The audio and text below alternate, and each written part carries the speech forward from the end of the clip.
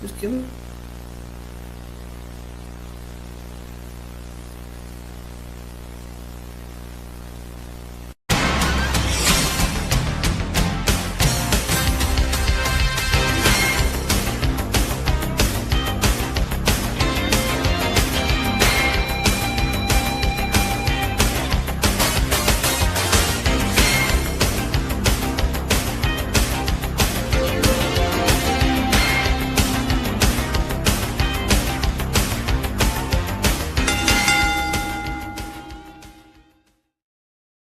Good evening, everybody. Welcome back to this edition of the Around the Ropes Radio Show. You guys know where we are. Let me throw it out and see how everybody's doing. First, I can't go that far because, you know, all three of us have been affected by snow this week. First, let me go down to the man who looks like he's living in paradise right now. And that would be our good buddy, Jay. Jay, how you doing? What's going on? I wish I was doing good, but I got another 2 feet of snow outside my door. So, yeah. 2 feet. Them is rookie numbers. You got to pump them way up. I don't even want to pump it. Can't even walk outside. Horrible. How about you, John? 1 inches. That's what I was about to go to right now, guys. We went to ship up to Boston, and apparently we have to get a lot of snow with it. Ray is on with us. Ray, how you doing? Bring your snowshoes, bring your sled, bring your fucking tube. Bro, I was telling John earlier that I literally spent 2 hours cleaning my driveway, and that was after the plow guy already hit it. Like, I'm sorry. I don't know if you heard about New York, but Madani is hiring New Yorkers to go shovel for snow for $30 an hour. And you know what's the most ridiculous thing? He's asking for 5 forms of ID in order to do it.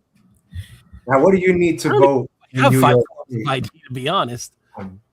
You need 1 ID to vote for New York State, but you need 5 IDs to shovel snow for $30 an hour.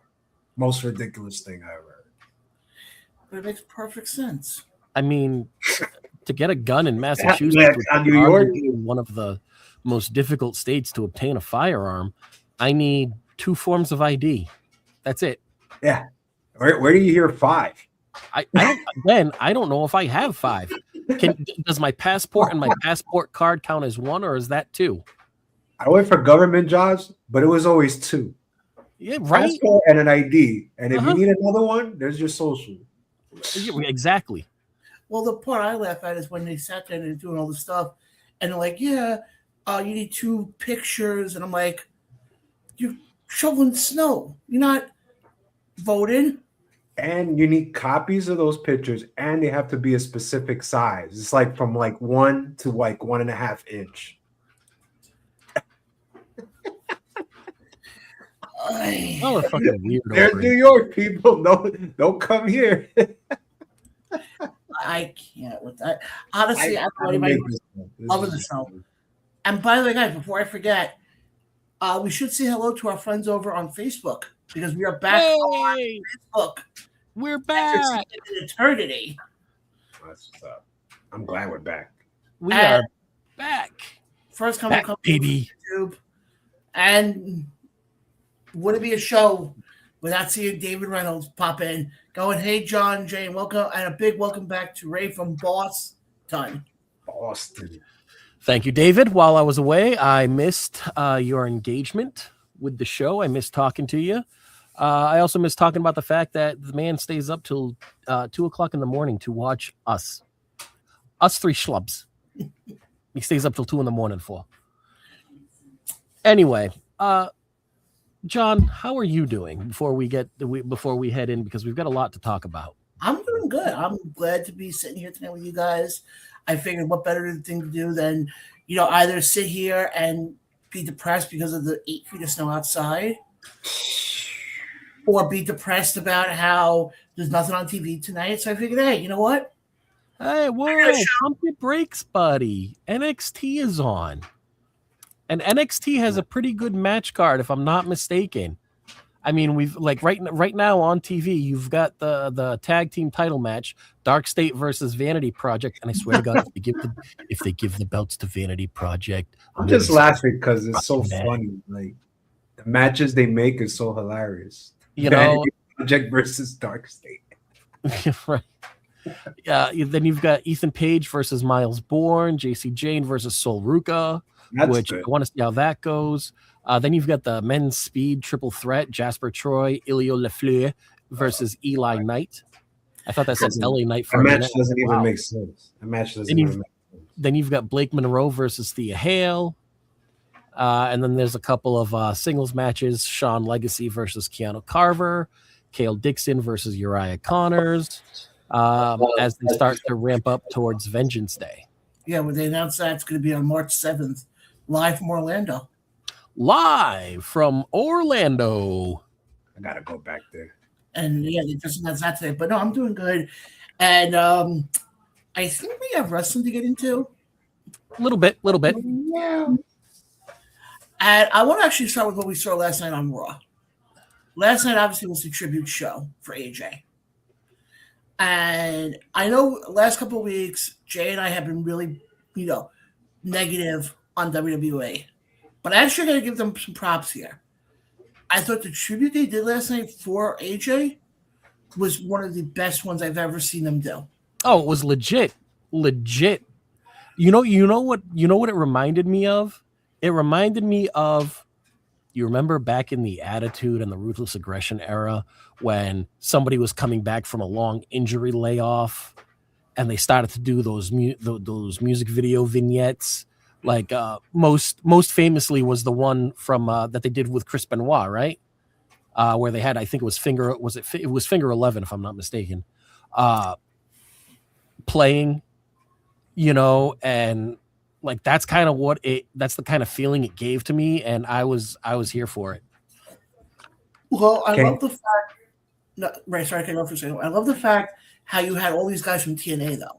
They really put in the TNA part. And I really love that. No, that's we really need to see Abyss wearing his mask. Like, come on. I think he should have just came out normal. Yeah, but people wouldn't know him if he came out normal. Like the only people that would know him as Joseph Park would be like the hardcore TNA fans, which I admit I was watching TNA every week until Destination America days, until they started becoming until that whole weird ownership change. Like then I couldn't find TNA. I got a break from TNA. I got a question to ask you guys. When AJ came out the first, yep. Did you expect the pop the way we got, or do you expect it to be louder?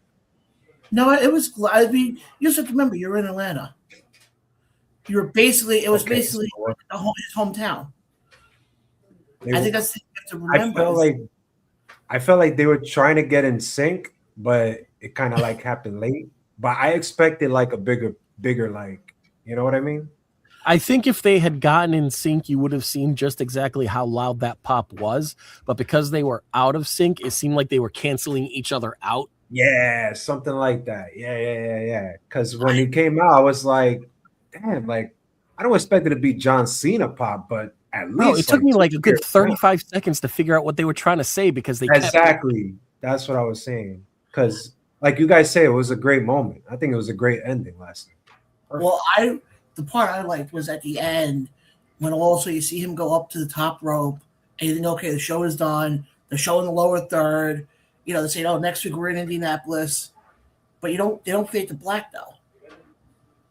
And why is it always got to be fade to black? Why can't it be fade to white, John?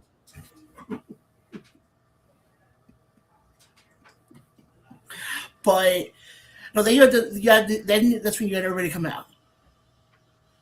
And I loved how Michael Cole and Corey Graves laid out. I thought that was beautifully done. And then the ending when Taker came out. And from what I read, according to reports, the Styles didn't even know about that part. I can believe that. I mean, Taker has been very vocal about his friendship with AJ and how or he doesn't even call him AJ. He just calls him Alan. You know what I say? I say his wife didn't know either that she was gonna get thanked the way he did. I mean, if you didn't shed a tear in that moment, like Jesus, Right? that was powerful, man. And I loved how he turned around and he comes into the ring, and he does the line of, "You just gonna leave yourself here and leave." And then did either of you guys think when he said, "Oh, we have unfinished business"? Did either of you guys think, "Oh shit, we're getting Taker Styles again"? No, because I wouldn't watch it. Yeah, I mean, AJ hasn't lost it. I mean, AJ hasn't lost any considerable steps. Taker, I'm good. I'm done. I'm done with listen, Taker. I would have been okay if AJ retired against Chris Jericho. So Why? who was AJ's first opponent at WrestleMania? Yeah, it was Chris Jericho, but ended with Jericho. I'm good with seeing Jericho on my TV too. I was just saying, if Paul Levesque came to me, he's like, hey, can make $3 million here, $4 million, do one match with Jericho, call it quits. We'll give you 10 minutes with your family and all that, maybe 15. Why not? Nah, I think he was at the point now. He was at the point. I mean, he could have retired if he wanted to 5 years ago. He had nothing left to prove. 5 years ago, he saw well in his prime, man. He was doing some crazy stuff. But I think I'm not necessarily sure I'd say 5 years ago, but he definitely could have. He could have retired a couple years ago and been okay. Yeah. Not saying that I wanted him to retire a couple years ago. You think he was never somebody that wore out his welcome as far as I was concerned. No. You think he's retiring is because what he came back from that recent injury? The one where he came back all fucking brolic and shit? Yeah. Oh, yeah. Maybe. Maybe it had to play a part in it. David over in the UK says, I loved the tribute to AJ, but the rest of Raw this week fell flat, I think. Looks like, unfortunately, they're going down the WrestleMania streak route with Lesnar. A big no. We're going to talk about that. We'll get to that in a second here, but one of the big questions I got for you guys, and I'll ask this to everybody who's watching. Obviously, we found out last night Styles is being inducted into the Hall of Fame. As he should. Oh, I totally agree. But now here's the $1 million question. We know Stephanie's also going to get inducted, and more likely Stephanie's going to be inducted by Hunter. Okay. Who's inducting AJ? Bro, if they don't pull out Christopher Daniels, I'm going to be very upset. However, I would not be upset if Joseph Park or Taker did the induction. I'm going to say Kazarian.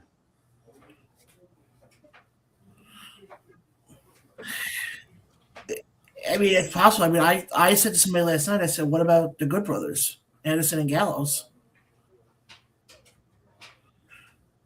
I honestly don't think WWE would reach out to him. They were very vocal about their displeasure even after their re-signing with WWE. Yeah, no, I get. Trying to think here. Though. I mean, I think I said also Nakamura, which I think would be very tough. Just because yeah, unless it was pre-taped and there were no, you can't do a pre-tape. It just doesn't. It ruins the atmosphere.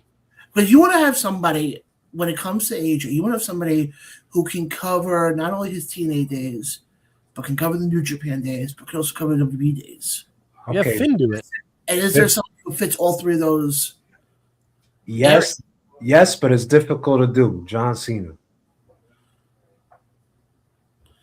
No, I heard from some people supposedly they want Cena to be the one to induct him. That's going to be difficult. I would be okay with that. Think about they had two rivalries, and the last rivalry led to arguably the match of the year for both of them, where it was literally just tributes to their opponents, to their friends, Oh my goodness! Look who jumped into the comments. Oh, and the fun has started already. Mr. Phil McManus says, "What about the time that you promised you'd give me a giant cutout of your head, and I still haven't gotten it?" Of course, Mr. McManus is talking about all of the broken promises that John has said to him during their relationship, and he seems to be a little salty about it still, and I can't say that I blame him. Phil, it's in the works, okay? When I can finally get up to Boston or up to Connecticut, Enfield, Connecticut, I'll definitely bring the giant head with me. I mean, it kind of makes sense if you think about it, Phil. I mean, you see how big his head is now. Now you want a giant cutout of that monstrous thing. Can you imagine the shipping on that? So, let him save some money, and he'll bring it to you when he brings it to you, I guess, is what he's saying. His words, not mine. I'm with you. I think you should have had it a long time ago, but John's gonna John. Well, I know there's some people in this world who don't like that head. Not gonna mention names, but I know there's some people who would love for me to get rid of it. Moving on. So anyway, Bronson Reed got injured. Nice segue there. That's yet another member of the Vision that is down and out. Are you serious? Vanity Project beat Dark State for the titles. I don't know what to say. I will say that again. The Vanity Project beat Dark State for the titles. It's official. Every tag team championship has been disrespected.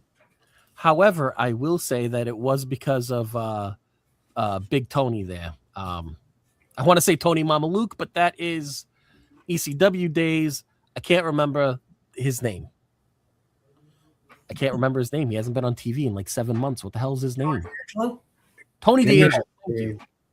Good night, Phil. Take care, brother. Good night, Phil. Have a good night, Phil. But arguably one of my favorite guests to have on the show at any point in time, Mr. Phil McManus. So yes. Anyway, aside from Tony D'Angelo interfering in that tag match and costing Dark State the titles, because of Dark State, obviously jumping him backstage 8-9 months ago, really Vanity Project, but we can shelf that and talk about the fact that Bronson Reed, during his Elimination Chamber qualifying match, tore his bicep. So you know what that means. That means that he is out probably about as long as Braun Breaker, going to miss WrestleMania. Who is left in the Vision for me to give a shit about? Logan Paul. I will repeat the question. Who in the Vision is there and left for me to care about? No one. You shouldn't care about anyone. None of them. That doesn't mean that they're not great athletes. They're not entertaining when they're on the screen. They are, but they don't have that. Braun Breaker had that. Bronson Reed, you could see they were building up for him to A, have that, and B, to be next in line. So I don't. Where does the Vision go from here? It's tough to say, man. I think booking wise, we're going to struggle a little bit. I don't think Austin Theory's there. He needs more work. Logan Paul's a great athlete, but we cannot take him that serious. It's putting him like one of those main event matches, like a Braun Breaker, a Bronson Reed. So it's really tough, man. I honestly don't know where they will go with this. I think it's a struggle. I think the Mystery Man storyline is frozen like a bank account. You don't know what you're gonna do now. I don't think anybody's gonna come back by WrestleMania, to be honest. I don't know if I'm willing to put all my marbles on Austin Theory in WrestleMania having a match against whoever the mystery mask man is. Here's the only issue, though. And, with that whole thing, you look at, with the masked man, it was clear what they were going with the masked man. For him to go after Austin Theory or for him to go after Logan, after they were brought in, after Seth had already been taken out of the equation, wouldn't jive story-wise to me. And I don't know. I think, I'll definitely tell you this much. I had the feeling of WrestleMania 32 all over again. In terms of what, John? Remember before 32 when they had the injury bug? And everybody was getting injured, Cena, Cesaro, go down the list. Dude, it seemed like people were just getting injured getting out of bed that year. But look what we're seeing now. It's the same thing. I mean, now you got Rollins is out, you got Breaker's out, Bronson Reed is out. Go down the list. Yeah. No, it is. It does. And that's one thing that I did think of when they announced his torn bicep, was that it was WrestleMania 32 all over again. And I just don't know. I fear you have, my thing is, you have the injury bug going on right now, and you still have to make it through Elimination Chamber. And here's the problem. You don't want to, I mean, yes, granted, are injury bugs could be a part of this industry? Yeah, of course they are. And all that stuff. But here's my issue, though. Mm-hmm. You don't, I mean, we were talking about this last week, Jay and I. Obviously, going to WrestleMania 38, the whole story was Cody coming back. Right. That was the big story. 39 and 40, you could arguably say was Cody and the Bloodline. Mm-hmm. 41 was Cena. Yep. What? Not even less than 2 months now away from Mania? Yep. What is that story now? I mean, do you think it could have been the Vision? Pre-Braun Breaker's injury, yes, I could see that. I could see it being Vision related, absolutely. Because but now, since you lost your A leader, and now you've lost your B leader, and now you're left with let's face it, they are. I'm going to call them the new age, the new rockers, if you will, because that's what it is. You got Logan Paul, the Shawn Michaels of the group, and Austin Theory, the Marty Jannetty. Don't tell Paul Heyman that. Listen, I know Paul Heyman said, if they were the Rockers, it would be Austin Theory, be the Shawn Michaels. I understand he's got to keep kayfabe. It's still alive to him. It's what makes him so good at his job. Him, Owens, MJF, but let's be honest. Austin Theory hardly ever talks. Yeah, when he's in the ring, he's good. So was Marty Jannetty.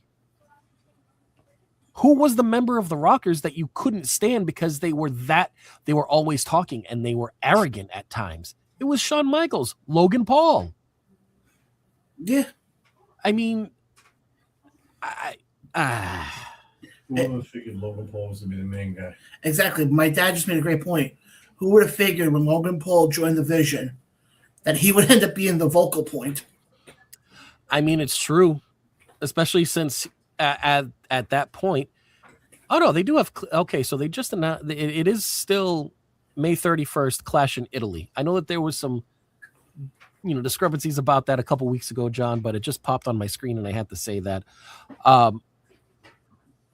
I never would have thought that Logan Paul would have been the focal point of the Vision, especially because of him being such a part-timer. But now that he's been a part of the Vision, it kind of rings true what he was saying when he started. That when he started, he was saying that he wasn't going to be a part-timer.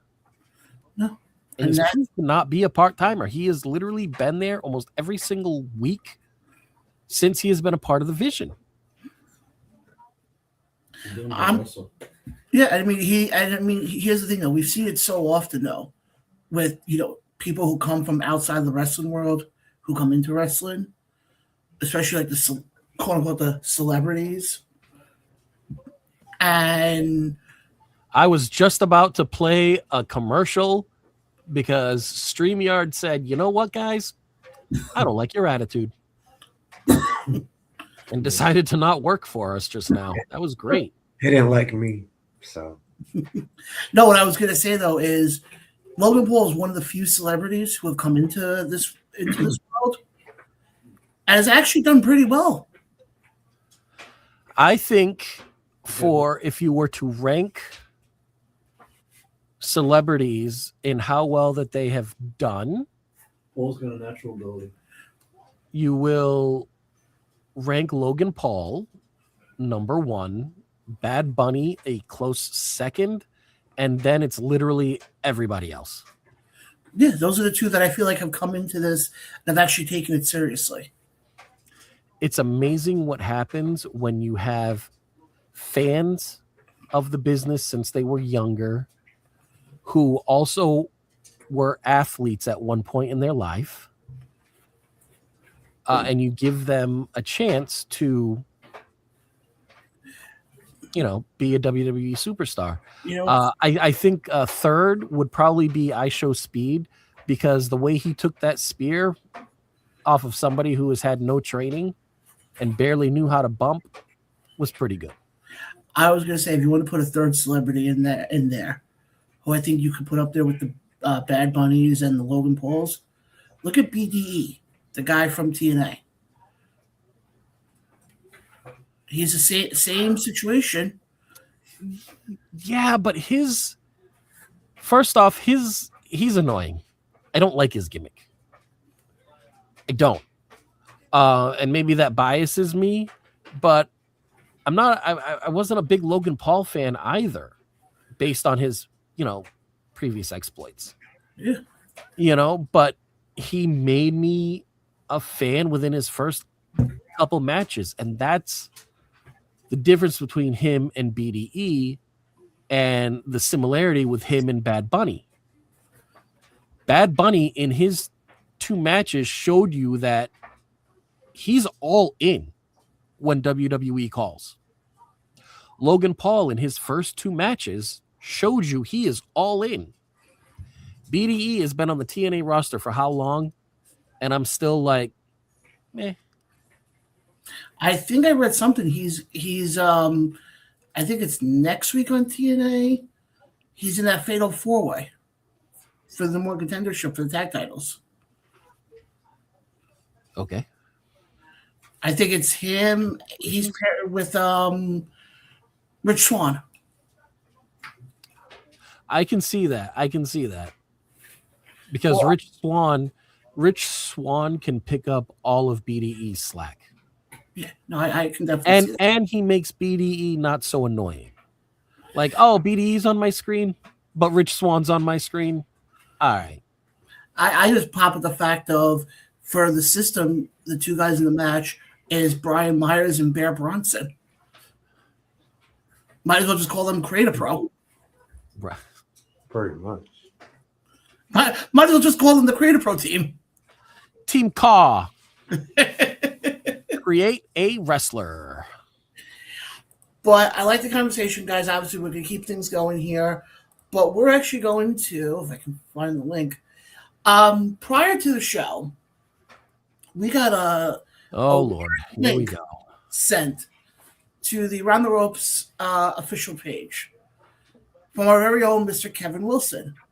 His specific message was, John, please play this video. Now, I don't know what this video is. I did not see this video beforehand. And I think Ray and Jay can kind of agree with me on this one. Neither of them have seen it as well. So we don't know if this is a new Wilson's Corner. I have no idea. I was just told by the man behind the camera to play this video. Check it out. So without further ado, guys, let's send it over to Mr. Wilson, I guess. And then we'll be right back right after that. You're watching or listening to the Around the Ropes radio show. We'll be right back right after this. Yeah.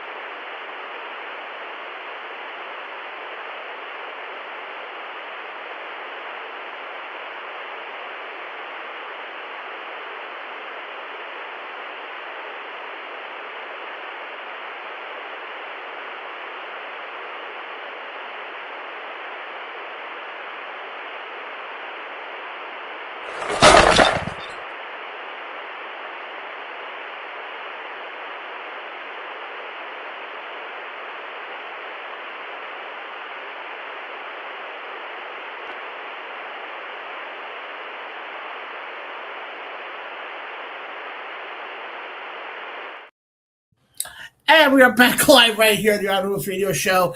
Guys, thoughts? Fucking Christ. I mean, touche. Well done. I mean, I was psyched. I thought it was an episode 2 of Wilson's Corner, and it was a teaser. He's very good at teasing us, I've come to realization. Yeah.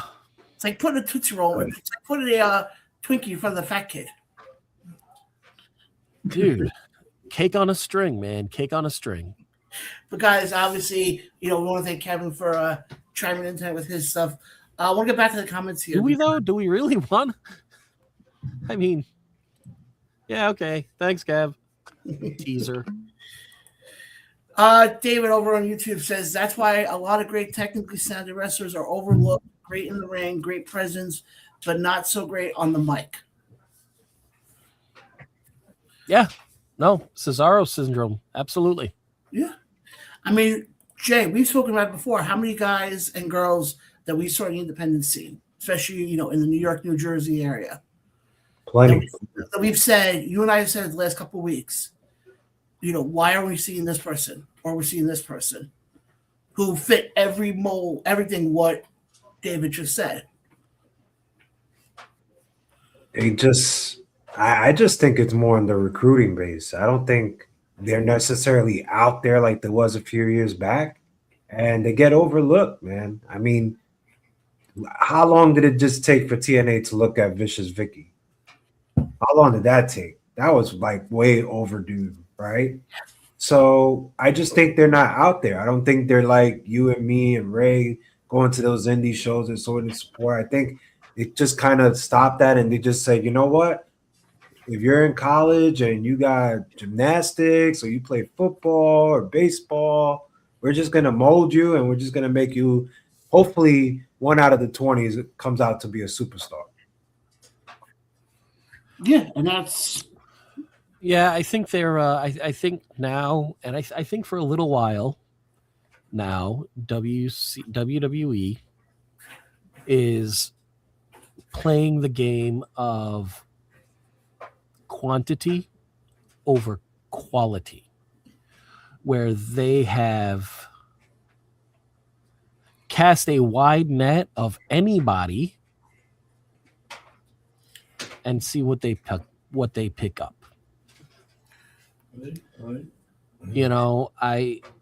That goes to speaking about picking up, former college athletes and everything like that.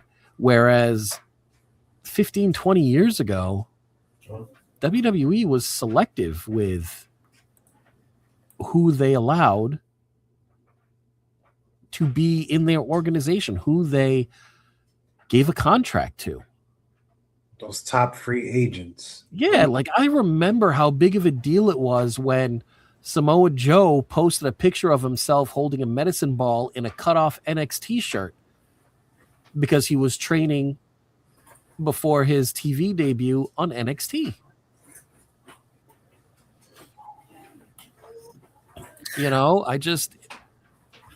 Unfortunately, I think the problem is when it comes to a lot of these, when it comes to how they look, they're looking more for who's going to get butts in the seats. Yeah, which and I don't know why they think that if they were to sign, I don't know if they were to sign Moose, right? If Moose is a free agent and they sign him, why they don't think Moose would put butts in seats? I just to me it is mind-boggling that you have these big name free agents from all over the wrestling world, and you do nothing with them. You don't even attempt to. You say, I'm just going to deal with my, Division III linebacker. Very selective. I think half the problem is also it's who they can mold. And Ray, you said it before though. It's like who they can mold and who they can put through the PC. Because how many times have we seen it now where we see them sign certain people, and a lot of times they don't go through NXT. Mm-hmm. I mean, case in point, look at AJ Styles. AJ Styles never went through NXT. No, AJ didn't, which is weird. But I think that was part of his contract, and the fact that he got away with it, and they realized how big of a star he actually is. I mean, that's huge. For whatever reason, why they felt they needed to get the TNA stink off of Samoa Joe and put him down in NXT for, and I don't know, I think and get the ROH stink off of Kevin Owens. I think the issue is, I think the way they looked at it as you have more of the casual fan who's watching the more mainstream stuff, the Raws and the SmackDowns, and NXT, especially going back to when, Ray, what you were talking about 10, 15 years ago, NXT, even back then, was more for the hardcore fans who would have known the Samoa Joes, the James Storms, the Eric Youngs, where if they would have brought, let's say, case in point, let's say they would have brought up, okay, I'll throw it this way. Let's say they would have brought up, I'm trying to think of a name here, who went, trying to think of somebody who they would, an example here. Hey, so this is a prime example of when you go to give an example, know what example you're going to give. I know, I literally just had it in my head. All I know is this. Okay, Bobby Roode. That's what I want to go with. There we go. Okay. Bobby Roode. You turn around and bring Bobby Roode from TNA right to the main roster, nobody would know who he is.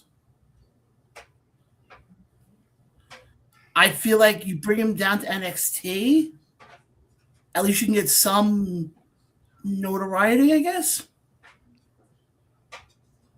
So what you're saying is that Bobby Roode and Beer Money didn't have the notoriety that an AJ Styles would, or that I can't even say Samoa Joe, because Samoa Joe went down to Think about this way.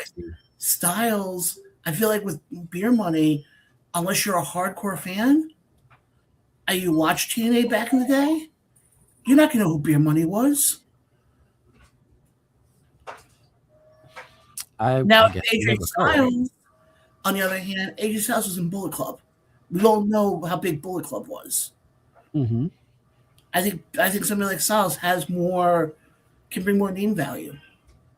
Like, okay, Jay, you said it before about with Abyss, okay? If they would have brought Abyss in, hi, Billy. Good evening, gentlemen, from Billy and Wolf. Well, good evening, Billy. Another friend of the show. Yep. And then, we got Costa in the chat. Yeah, I'm getting there. I'm getting there, John. And then Costa over on Facebook says, those wrestlers that you mentioned technically didn't need NXT. Okay, then how come somebody like Nakamura? Did Nakamura need NXT? No. No. Did he go to NXT? Yes. Yeah. Did Sami Zayn need an NXT? I'm gonna say yes, because nobody knew him as Sami Zayn. He was El Generico and wrestled with a mask on, John. Yeah, whatever happened to El Generico? Oh, he's off running an orphanage in Bolivia, I think. Bolivia. Yeah, that's what the note said that he left. Wow, yeah, I forgot. Being back on Facebook now, we got everybody coming out of the woodworks tonight. Yeah, everybody is enjoying the fact that we're back from our little hiatus over on Facebook. Andrew Elder says they're back, baby. Yes, we are, baby. Yes, we are. And boys are back in town. Actually, it's funny. I'm actually wearing that shirt right now. Woo! Nope, that looks like a new fire shirt to me. But no, I mean, we go through down the whole list of people, of anybody who's been through NXT, who made it to the main roster. Did they need it? Did they not need it? We can go through an entire list of everybody. Oh, you absolutely could. You could. My thing is this, though. I mean, now here's. I'm sorry. I'm gonna post this one from Billy. Billy said El Generico is going to join the Americano battle. You know what's funny? I think I know she's joking, but bro, let it happen. Bro. No, it's funny though that Billy said that, because I heard a few people who said if WWE wants to do this the right way, you have him all of a sudden, and they reenact the Spider-Man meme.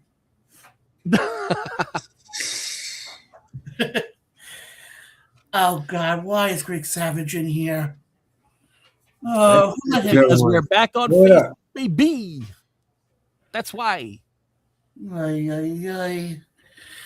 He goes, John, I paid to watch you shovel. No, you would not. $30 an hour. Uh-oh.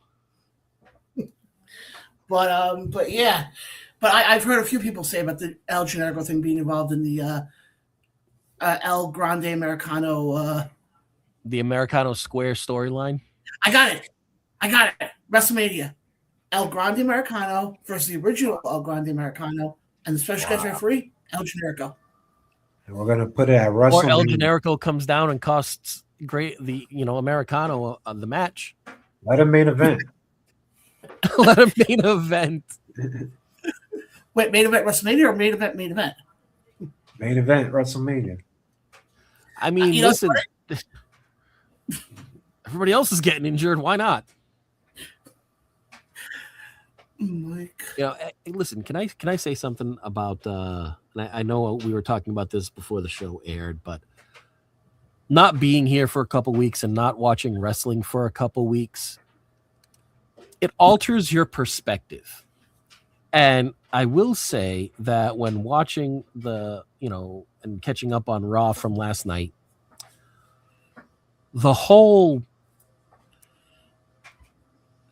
I'm over it, bro. I'm sure it's fun for the people that are in the audience, but as somebody sitting at home, just do the heel turn already, because it's annoying and it's stupid. You have one of the longest entrances as it is. Now you want us to do it twice? Like, you don't get to do that. I mean, come on. I'm over it. I am so over it. It visibly makes me it makes me so angry and aggravated when I see that. It just, why? They're gonna do that to Chamber, which, by the way, guys, in hour number 2, we will be giving you our predictions. Ooh. As we're on the last stop before Mania. Some might even say it's the go home.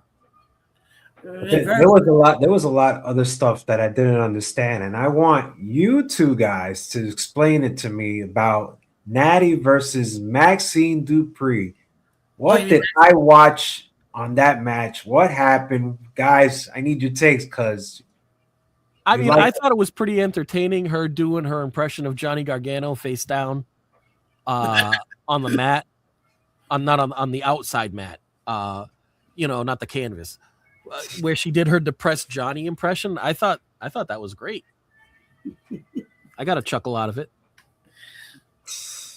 I feel like I don't know what's going on right now, to be honest, and I feel like it could have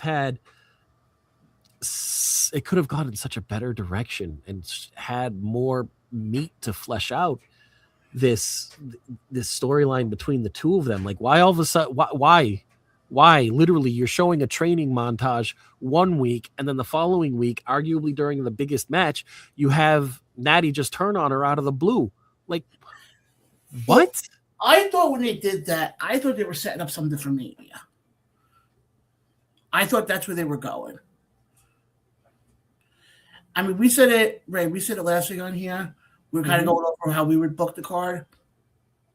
And I said, why not do a fatal 4-way for the women's IC title? And the 4 people I mentioned, obviously, was Becky, AJ Lee, Maxine, and Natty. As much as I love AJ, no to AJ holding a title. No part-timers holding titles, John. I'm not saying that AJ should win. I'm just saying that should be their matchup going to Mania. And the fact that I feel like they kind of rushed this whole Maxine and Natty thing, I'm like, so what are you going to do? Have both of them just be in the Rumble at Mania? Then I'll be like, oh, okay. Then, take them out of WrestleMania. Take them out. Don't even include them. I mean, I'm all for including everybody and giving them a WrestleMania check. Like, come on. I mean, back when they actually gave WrestleMania checks. You don't think they still give WrestleMania checks? Not, I don't think. Well, no, with TKO, and you're probably right. No, because TKO does Fight of the Night. Yeah, but I don't. But especially now that you don't really have the pay-per-views anymore, and it's all streaming. To the point. I hate to break it to you, but you still have to pay to watch the pay-per-view if you do not have ESPN. If you do not have the ESPN standalone app, you still have to pay for the pay-per-view. Oh, I didn't know. Good point. Point parade. Comment section here. Well, hold on. Now, see, now you got me thinking, and I wasn't going to bring this up, but now we mentioned TKO and the ownership, and you kind of alluded to what previous ownership did as far as WrestleMania checks, and I got to tell you, I have been seeing more and more and more articles that are alluding to, sources say, blah, blah, blah, that Vince McMahon and a couple Saudi princes are looking into buying back WWE from TKO and going back to private. Now, listen, Linda.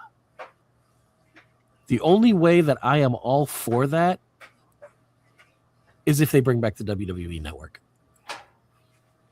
Never gonna happen. I find it absolutely ridiculous. This is going to get me going on a whole nother rant, and I don't want it to, but I find it absolutely ridiculous that in the year of our Lord, 2026, we cannot watch every single thing wrestling related like we used to 10 years ago with the introduction of the WWE Network. Could watch every single episode of Raw if I wanted to. Can't do that now. Nope. I thought the whole point was to progress. They absolutely did not. They have not. They have prioritized money over their fans so many times. And they continue to do it. And we as fans let them. Because we don't stop talking about the product. We don't stop watching the product. We don't stop buying anything related to the product. So what the hell do they care? No, I see what you're saying. Because, like, I know I just recently went through Netflix just to see, what they brought over. And you're right. Yeah, they didn't bring over every Raw. But here's the funny thing. They did bring over a pay-per-view to Netflix, which I didn't even know they still had out. Over the Edge 99. Oh, my God. Yeah. Hey, which match card was that? It had Stone Cold. I think. Oh, my God. I know what. Yeah. They have that. It just dawned on me. Yeah. I thought that pay-per-view was like, and I was going to bring this up the last couple of weeks, but I totally slipped my mind until now since we're talking about it now. But yeah, I looked it through, and I mean, granted, what I do like though with the setup now with Netflix is how you can go to like the Unforgiven folder and it gives you every Unforgiven. WrestleMania, same thing. But I was looking one day. You know who else did that, John? The WWE Network. Yeah, but I was looking. I'm looking, and I'm like, Over the Edge 99. I'm like, they didn't bring back more. I was watching it. I can't believe that like it took me that long to. I didn't even finish typing the question into the Google machine. It like all of a sudden it just hit me like a brick. Like, oh, Over the Edge 99. Yeah, and the part of me wants to go. Well, are you surprised? No, because I feel like any chance that they can stick it to the Hart family, ever since AEW has put the Hart family on a pedestal that they so richly deserve, by the way, that WWE almost takes every shot that they can at the Hart family now. Yeah, but the one thing I will say, though, I watched the beginning of it because I was like, I want to see how they address it. Uh-huh. And they actually show a graphic in the beginning saying, rest in peace, Owen Hart. And they put in the bottom part says, he tragically passed away during this broadcast. I'm like, oh. But I thought that was one of those that didn't have to go on. But I thought that was one of those pay-per-views that once it happened, I thought it was one of those things that, like, they just kind of put away and, just like almost every Chris Benoit pay-per-view that he main evented and won. Yeah. Oh, don't kid yourself. You probably can go back and watch. I mean, I guarantee you go back and watch Wrestlemania 20. I guarantee you Benoit's, if I remember correctly, he's in the match with he's in the triple threat match. Yeah. He's probably in that match, not blurred out, nothing. I'm not sure if that. I don't know if that's a good thing or not. Let's get to There's such a. I gotta tell you, like, it's so difficult. I'm finding to pose these questions to people because people are like, well, if you are looking at his body of work, he deserves to be in the Hall of Fame. I understand that his body of work says that he should be in the Hall of Fame. However, what he did as a person overshadows and overrules all of that. That's only the equivalent of that, and it's going to be a very dramatic equivalent. The equivalent of that is saying, oh, all of Hitler's paintings should be hanging up in the Louvre. No matter how good of a painter he was. You know why? Because what he did as a person overshadows and overrules it. Let's get to some comments here, shall we? Before Ray loses his voice. Let it out. Fine. Costa turns around and goes, nah, that's fake. He was talking about the stories of whether or not Vince is going to try to buy back WWE from TKO. Here's an interesting question. Who do you guys got challenging Lesnar at Mania? As we found out last night, Lesnar will be having another challenge. Before we get to that, do you want to get to one of the comments here? Andrew says, I'll watch everything tomorrow. Tonight is Gilmore Girls night with the missus. Gilmore Girls night. Gilmore Girls is good. I started watching Dawson's Creek again and One Tree Hill. One Tree Hill is by far, in my opinion, outshadows all three of those.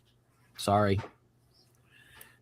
You know why I say that? You know why? I'm more of a Gilmore Girls fan than anything. I'm not surprised. I'm a party of five. Ooh, that was a good one. Party of five. I'll still put One Tree Hill up against all of them, and One Tree Hill still will come out on top. Obviously, rest in peace, James Vanderbeek. Saw Varsity Blues the other day. Yeah. David over in the UK says the one downside to having WWE on Netflix in the UK is you can no longer watch the old ECW content like you could. Oh, wow. Why? Can I watch WCW 99 to year 2000? I want to know why they took off the ECW content. I've been dying to watch WCW the last year before they left out of business. Bro, so one of the worst years. It's like stuff to watch. Right, that whole New Blood. The whole New Blood story. The New Blood storyline, they could have made it, man. They could have made it. But then, like, they started giving contracts to everybody. Then everybody had creative control. You got Vampiro and Sting fighting on the top of the Jumbotron, and, like, one of them falling, the other one almost falling, but not. And he was the one that was supposed to fall. Like, I was still on my edge of my seat every Monday during that last 2001 year. Yeah. WCW. What could have been? What could have been? Real quick, do you guys think that going back to the whole Lesnar at Mania thing, you think Heyman just drops the vision? No. And just goes back to being with Brock? No, because I don't think we're going to be seeing Brock that much after Mania. Pretty much. You know, what if somehow Brock gets into the CM Punk Roman Reigns match? They find a way to finagle him in. Not saying he's going to win, but now you have a match with all Heyman guys, right? What if we see Heyman turn on Brock again? Yeah, he's turned on Brock for Big Show. And join who? What if he went back with Roman, and that's how we get the start of the fourth inning? Because remember, Paul and Roman said that they were only in the third inning of the Bloodline storyline in their last pay-per-view conference. I don't know. So we still got 6 more innings, unless he was talking about little, Pee Wee, because I think Pee Wee only has 3 innings. So, I mean, if he was talking about T-Ball and Pee Wee, then the storyline's done and gone. Should the Vision bring a new member just to kind of make it more interesting to buy time? No. Okay, but who would be the new member of the Vision? I think I have somebody in mind that could be the new member of the Vision and pick up right where they left off with Braun and Bronson. You haven't seen him for like 15 months on TV. Montez Ford.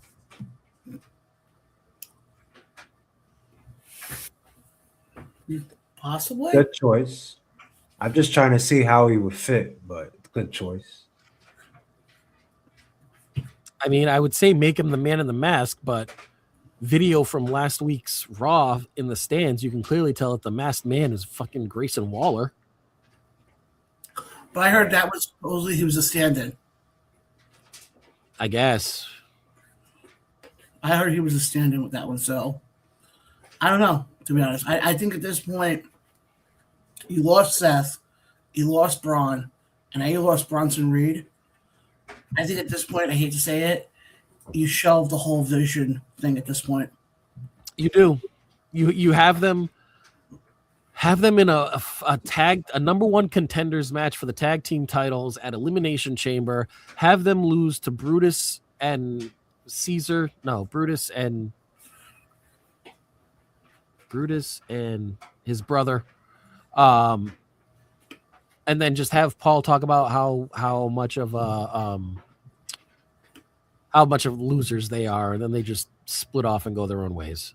We can't do that though, because this show has been built around the Vision. You can't just say, "Oh, let's drop it." Yeah, but Jay, you could argue that the show's been built around Paul Heyman. It was always Paul Heyman and his conflict with Adam Pearce. Yeah. So you could have Heyman be with Brock, Roman, or Punk, and still have that. That was after Braun went out on injury, Paul Heyman was the one that was the most entertaining part of the Vision. Not Bronson, even though he was second in line. So we just say, "Hey, Paul, have the mic for at least 3-4 months till Braun gets back." Just drag it out. I just think the problem is you don't have enough people to do that. Yeah, and here's the thing also, Jay. When you look at, with what you said before about bringing somebody else in, who are you going to bring in at this point? Montez. Because you just said Montez. Yeah, but even that, though, at this point, I think that group was centered around Braun and Bronson Reed. Just like the show. I just can't see the Judgment Day every week just carrying the 99% or 95%. Actually, you bring up the Judgment Day. We're going to go to a commercial break here in a second. And I have a little bit of an issue I have to bring up with with a segment from last night. So we'll be right back right after this. And also, guys, we'll get you guys ready for Elimination Chamber as well. Yeah. And you know what, Ray? Because it's the first time all three of us been in the same room, Why don't we hear from our good friends over at Flow? Flow! Be right back right after this.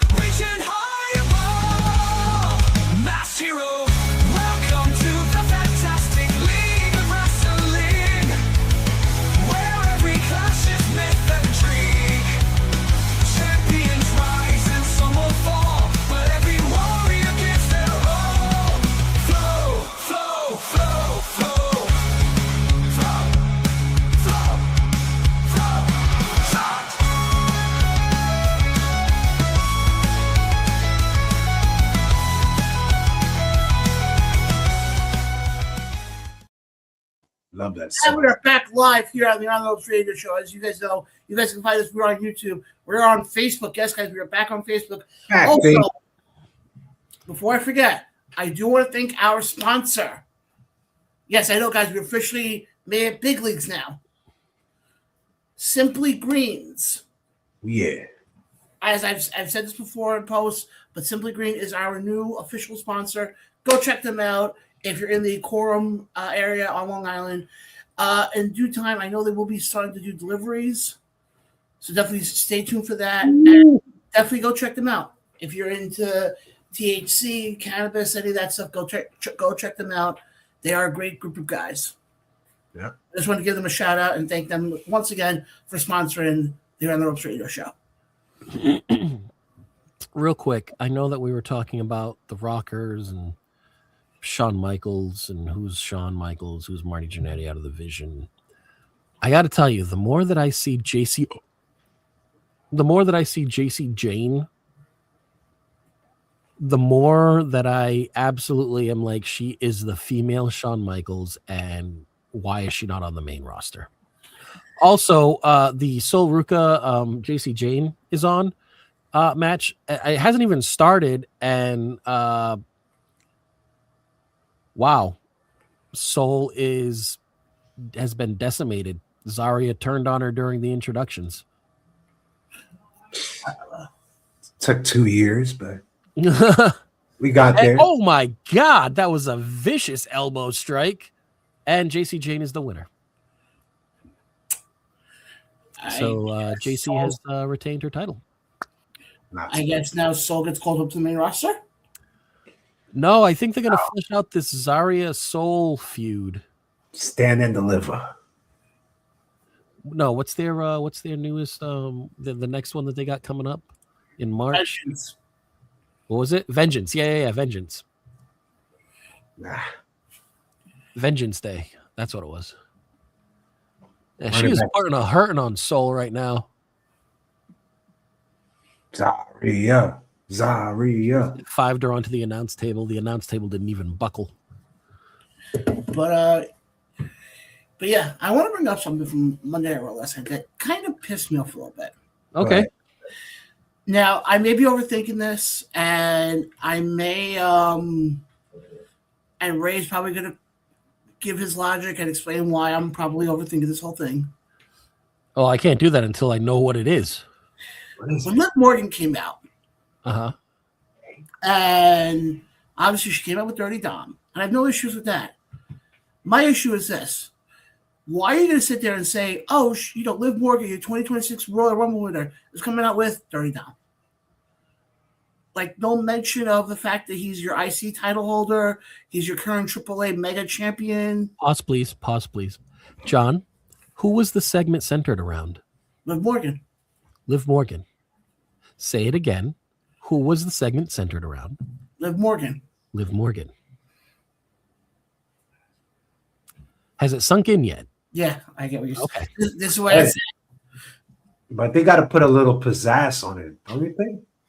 No, Well, the segment wasn't about Dom, and you don't want any of the focus put on Dom for that segment. We're going into March this week, and we haven't even started a storyline with the IC men's title. Not even close. Just right. Something.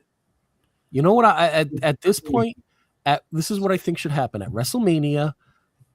Obafemi versus Dom for the IC title. Oba wins. Ooh. For the open challenge with Lesnar, I know everybody's like, oh, Oba. How about Javon Evans with Evans going over on Brock Lesnar? Oof. I would love to see that. I know. But I would have to really wish. That would be like an early Christmas gift, I would have to say now. Just do that. Forget about me Christmas. And Joseph over in Facebook already answered your question. Because it's about the women's stuff, not the Dom stuff. I'm just saying he holds a belt. Okay. Hey, yes, fantastic. I'm glad he holds a belt. He actually holds 2 belts. Okay? If you want to get technical. He holds 2 belts, but the segment wasn't about him. He is literally there to be Liv's eye candy. That is the whole point why he is there.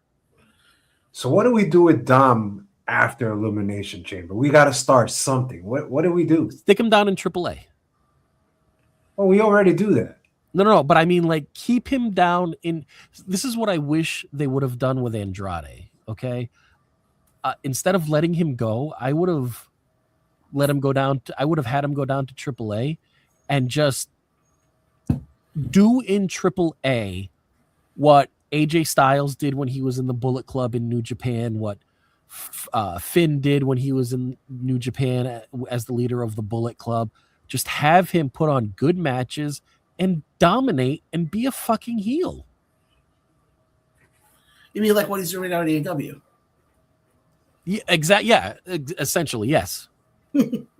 But with a higher success rate, because I feel like they have him jobbing out. Like they brought him in, and okay, his first match is against Hangman Adam Page for a shot at the number 1 contenders match, and then it's against Kenny Omega. Like he's not winning those. Yeah.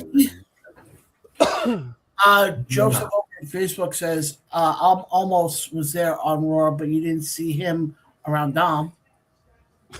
Yeah. I mean, that's what it is.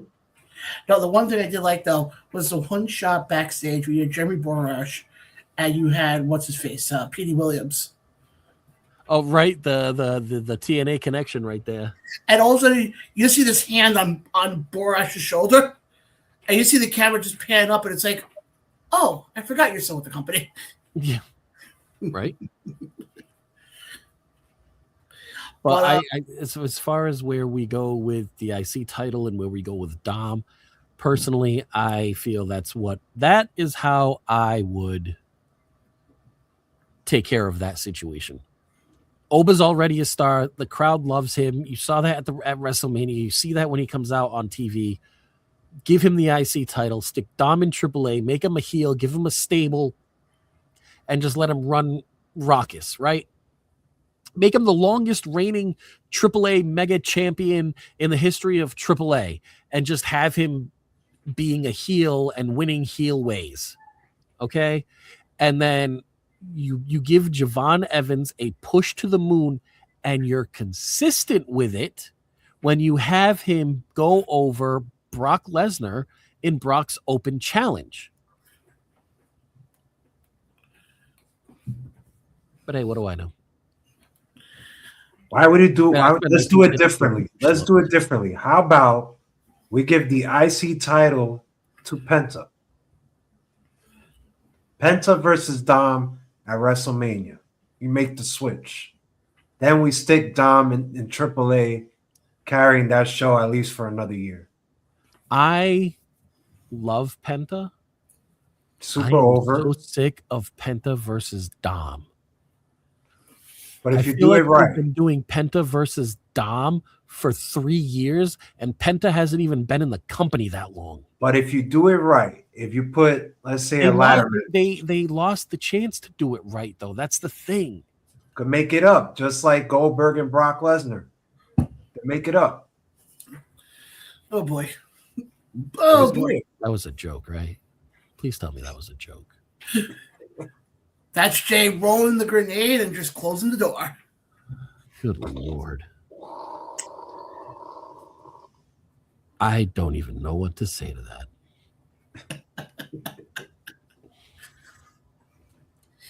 Oh my God. Joseph says, because Penta fought Dom 5 times in 2025.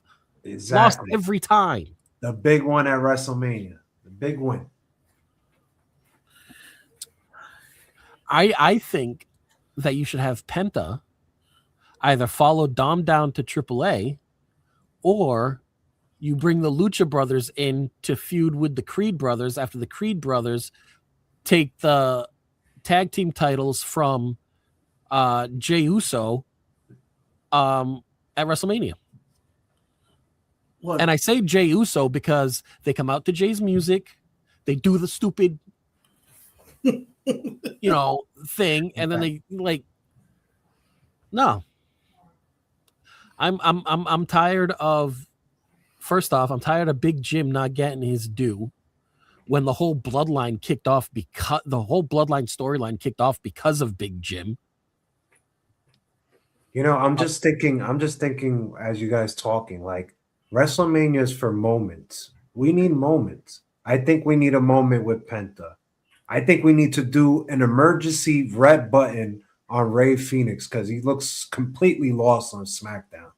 I think we need to make Oba and Brock the way it's supposed to be. I just don't like how they're doing it right now. I hate the booking of it, completely honest. I don't think Oba creates a moment. So let's say you guys don't like Penta, right? Let's make Javon Evans into that spot. Why not give him the IC title? Joseph over on Facebook says Solo versus Brock would be cool. Solo got a lot of things he's doing right now. I was going to say Solo does have a lot of things going on, but anything's possible. I mean, we're also talking about it's just something that I haven't thought of. What y'all think? Javon Evans takes the belt off Dom. WrestleMania. I like Oba taking the belt off Dom more. Not because I thought of it, but because for me, I feel like it makes more sense. And then you have Javon go over Brock because that is a moment.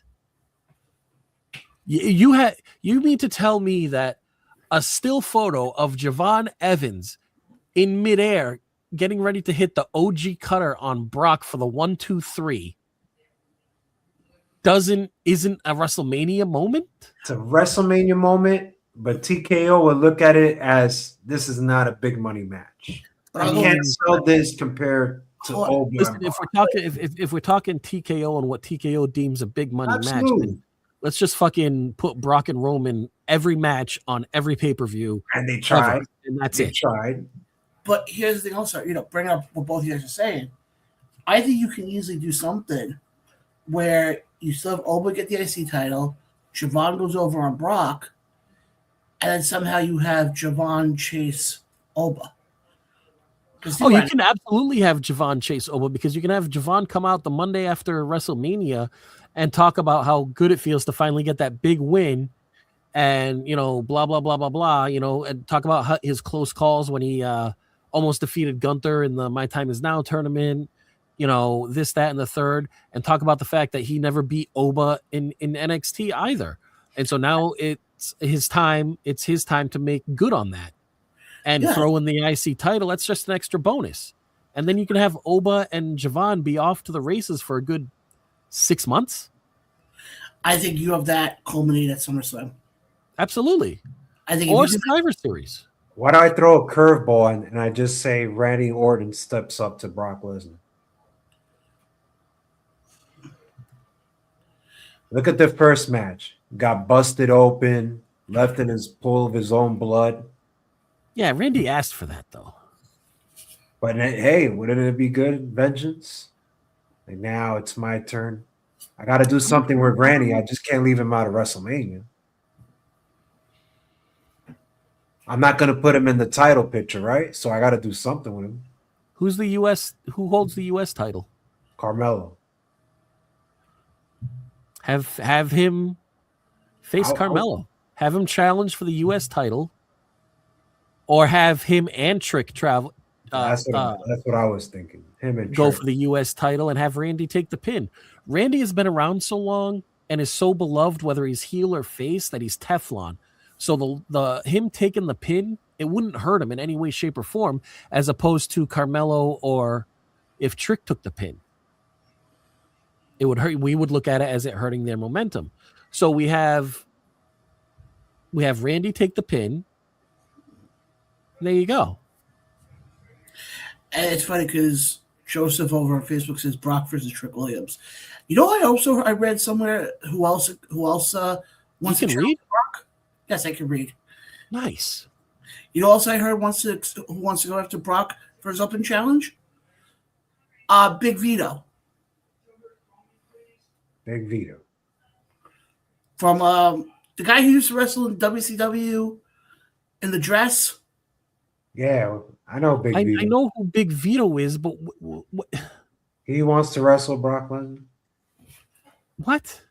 Yeah, because he thinks he is somebody now. He told you that? Oh, God, no.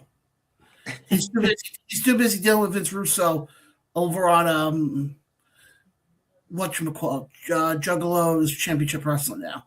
Macarena. Wait, Big Vito is part of JCW? Yeah. Because they're doing this whole storyline that he's something with the investor or something. He's an investor? And the two big things right now are him and Vince Russo. I'm like, wow, this is WCW from 1998. Wow. You know, I've been seeing a lot. I have a quick question, and it pertains to Javon Evans. Oh. Do you think, I personally will tell you what I think afterwards, but did you guys hear about the Kevin Nash comments with Javon Evans? And if you're not familiar with it, I will tell you that he was asked about Javon Evans, and he said he likes Javon Evans. He's seen Javon Evans work at the PC. Big fan of him. But right now, I feel like they have him doing the Mr. Bojangles shtick.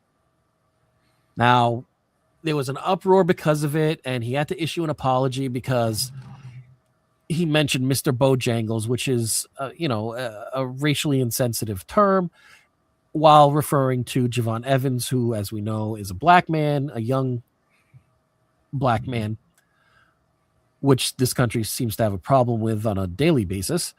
But my thing is, in the context of what he said, A, I don't think it's as disparaging as people made it out to be. And B, I don't think he's wrong. Because when he was talking about Mr. Bojangles, the whole point of Bojangles was to be a black minstrel performer that was there to appease the crowd and be all of those things that the white audience wanted to see, right? And I can't stop thinking about it because that's kind of what they are doing to Javon Evans. They've got him happy to be here out there, shaking hands and kissing babies. Why doesn't he have an edge? With all of the losses that they have made him accumulate in such a short time, he should have an edge. He shouldn't still be out there kissing hands and shaking babies. I mean, shaking babies and kissing hands. Kissing babies and shaking hands. 3 times the charm. Listen, shut up, John. So you're shaking babies now? What?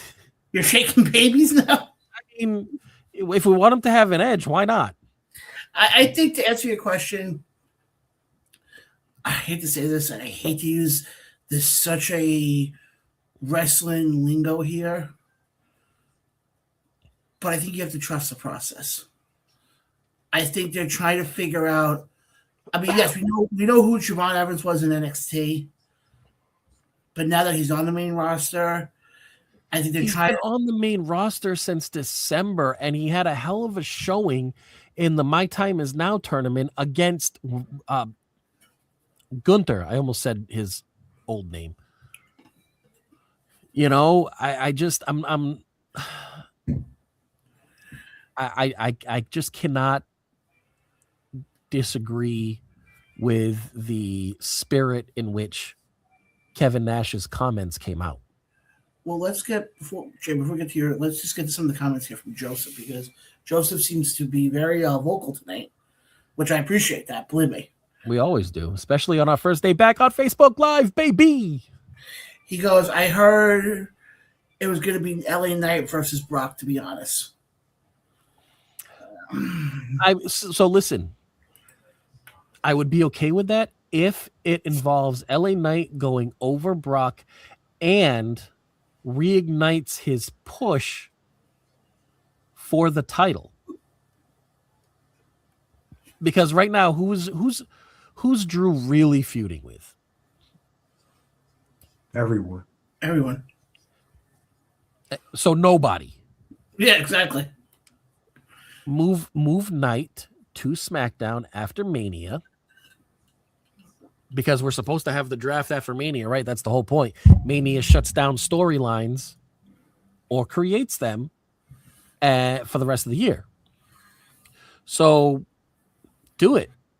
Have Knight go over Brock. Have it reignite the rocket that should have been strapped to his back from the day he walked into the company. And have it culminating with him versus Drew.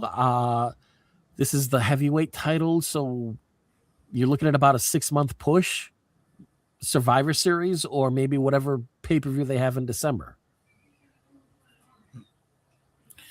It's possible, but I just want to get to the other comments here. He also says, what about Dom versus JD versus Balor at WrestleMania for the IC title? No, I don't want to see Balor in the... I do not want to see Balor in anything other than a heavyweight title picture. I'm sorry. That is another person that they have put their thumb on for far too long. It's going to be very interesting. But guys, we're going to go back to, in case you missed it from the first hour, we're going to play this teaser or this cryptic video from Mr. Kevin Wilson. And then we come back, guys, we're going to have you guys, we're going to get you guys ready for Elimination Chamber, which is happening this coming Saturday, live from Chicago. So, guys, hang tight. We'll be right back right after this. You are listening or watching the Under Oath Radio Show. Or both.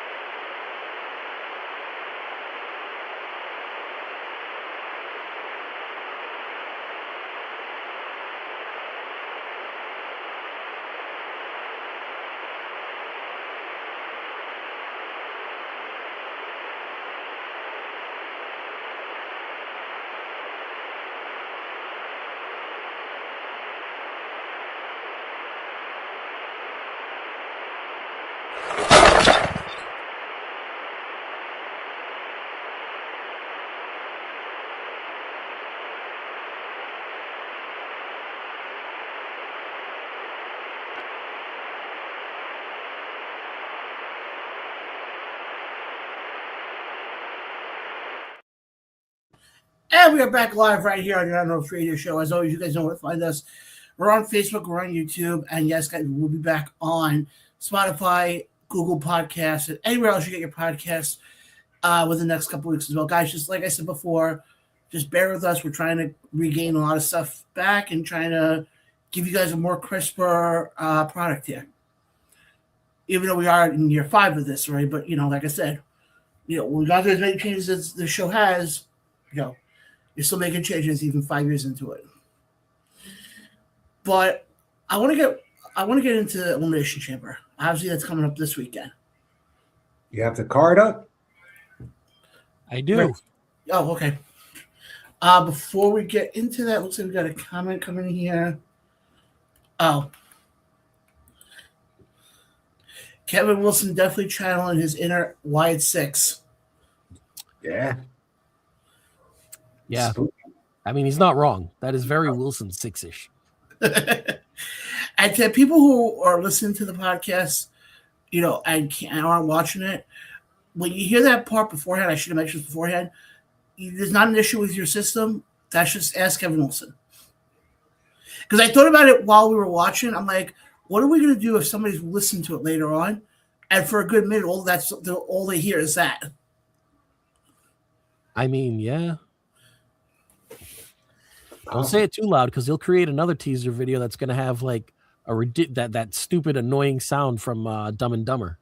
You want to hear the most annoying sound in the world? Hey, for us behind the scenes. All right. Yeah, we're heading into the last 33 minutes of the show.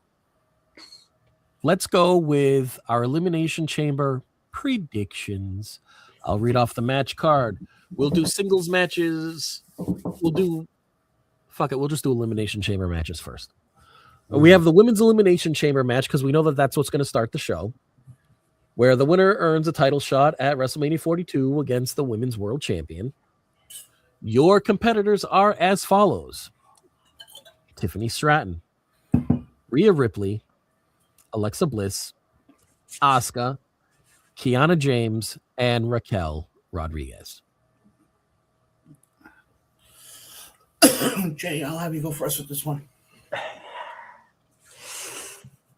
As much as this pains Jay to say this, I'm going to say Tiffany Stratton. Really? You think Tiff's going to go over? Yes. Okay. John?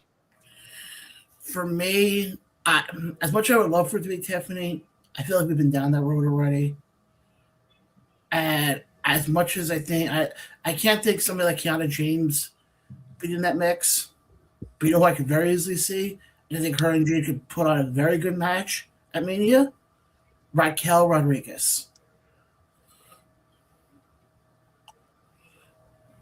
Okay.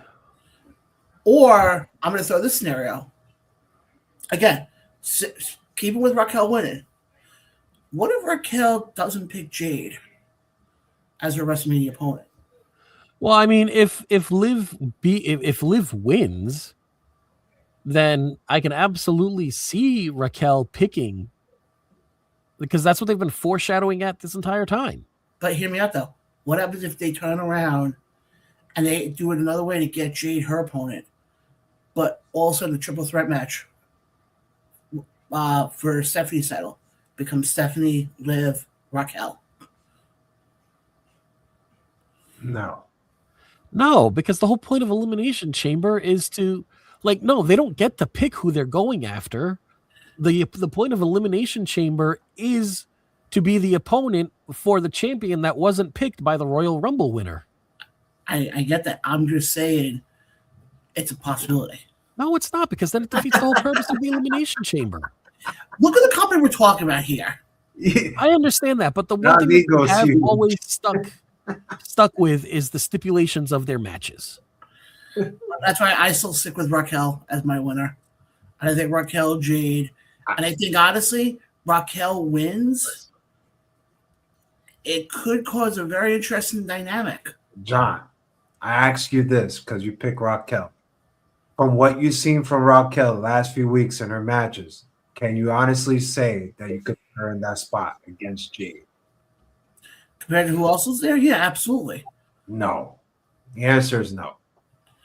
You need All right, someone to hide Jade's flaws, and I think Tiffany can do that just by herself. All right, listen. Who do I want to win the Women's Elimination Chamber match? Kiana James. I think Kiana James has proven time and time again, especially in the last month of all of the TV time that she has had, that she can be relied upon. I also think out of all of the newer crop of girls that have come up, she is the most solid. Okay. Who I think will win the Elimination Chamber match would be Alexa. Who I think they will have win the Elimination Chamber match. I think it's Alexa Bliss to go up against Jade to do exactly what Jay said, cover Jade's flaws. With Alexa being having the size disadvantage as she does, she can help Jade a lot with those power moves and mask any. She's been around long enough where she can mask any botches, if you will. So I would like to see Kiana James win. I think Alexa Bliss will absolutely win. We've already seen Jade versus Rhea, with Rhea coming out on top. So, So no matter who we pick, one is going to suffer. Yeah. Pretty much. That's what And you don't know what to do. Yeah, that's what makes the chamber matches so tough to predict. Absolutely. All right, now we're going to go to the Women's Intercontinental Championship match, which is your champion, Becky Lynch, the greatest of all time. And it's not just her saying that. It's Bleacher Report and Sports Illustrated versus AJ Lee. Do you think they pull the trigger and put the title on AJ Lee, even though she's part-time? But then you could also look at it this way. What if she's full-time up until Mania? They have their rematch at Mania. Becky wins, and then AJ goes into part-time, and it doesn't hurt anything. I would have to, Ray, agree with you on that, just for the fact of where they are. If they were any place else, let's say they were in Boston or New York or Philly, then no, I couldn't see them doing that. But they're in Chicago, and I think this is her first singles match. It is 2014, I think. Yeah, it's her first singles match in over a decade. So yes, but also don't forget, this company likes to have people lose in their hometown. Yes, you're not wrong on that. But I think you either, to me, I think it's going to be one of two ways. Either AJ wins, so you get that moment with her with the belt. Obviously, for her then to drop it back to Becky. I'm sorry, hold on, pause. Did you say only one of two things can happen? Yeah, well, because the other. Yeah, because there's only two outcomes, and you can't have them both at the same time. That's welcome to the Department of Redundancy department. What I was trying to say, good Lord, is if you don't do that route, then the other one I could see happening is Becky wins by some sort of fugazi finish. A dusty finish? Yeah. I got AJ winning by DQ, setting up the rematch at Wrestlemania.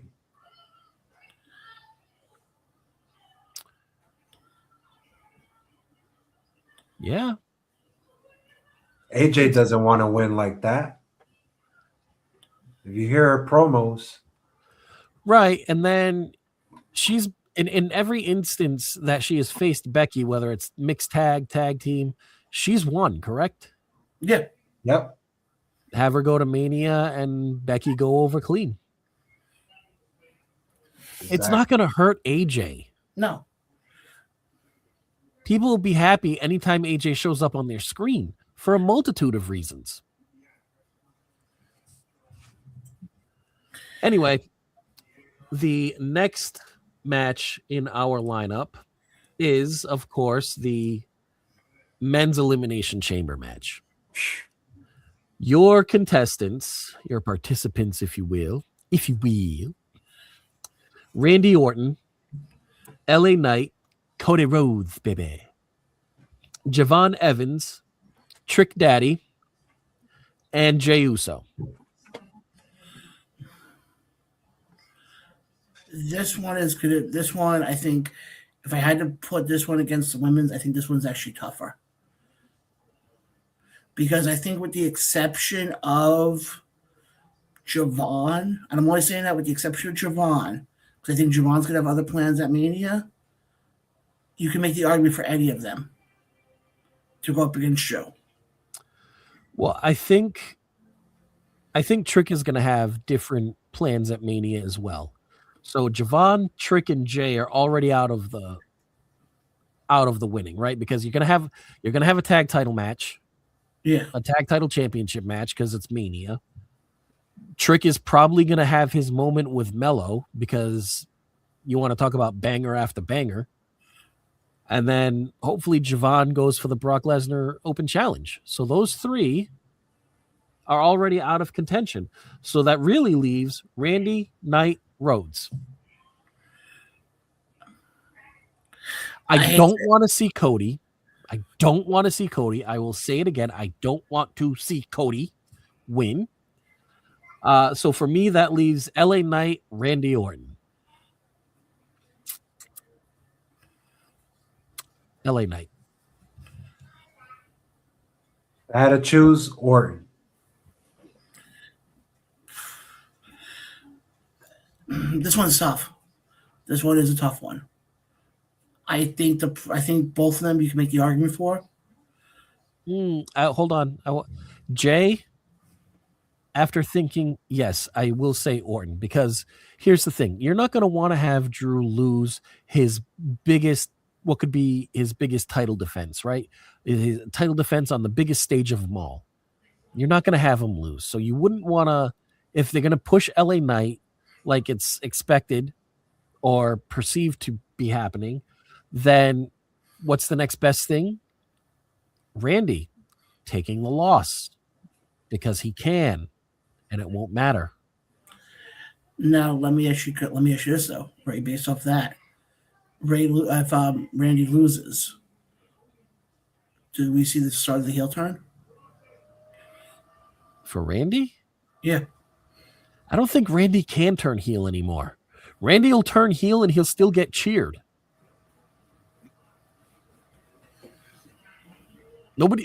Randy has hit that upper echelon where nobody cares if he's heel or face. No. And he also kind of wrestles the same either way. So it's not like there's a whole big distinction between face Randy and heel Randy. I'm in agreement with you guys. I think it's gotta be Orton. I think if you want to push LA Knight, I don't think you push him 4 or 5 weeks before Mania. Okay? I think Mania the start of the push. No, I would go a step further. If you want to give him that push, start around SummerSlam. Then give him the momentum going to the end of the year. Have him win the Rumble.